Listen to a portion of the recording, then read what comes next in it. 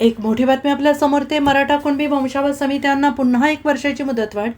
अपूर्ण जुळवणी त्वरित पूर्ण करण्याचे निर्देश. मराठा आरक्षणाच्या मुद्द्यावरून पुन्हा एकदा राज्यातील वातावरण चांगलंच तापल्याचं चित्र पाहायला मिळतंय.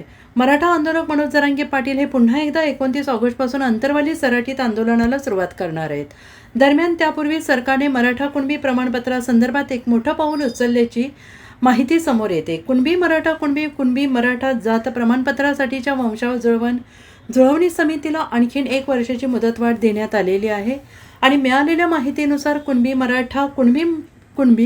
मराठा जात प्रमाणपत्र आणि जात वैधता प्रमाणपत्रासाठी वंशावळ जुळवण्याच्या प्रक्रियेसाठी तालुका स्तरावर तहसीलदारांच्या अध्यक्षतेखाली स्थापन करण्यात आलेल्या समितीला मुदतवाढ देण्यात आली आहे. 1 जुलै 2026 ते 30 जून 2027 पर्यंत समितीचा कार्यकाळ वाढवला आहे.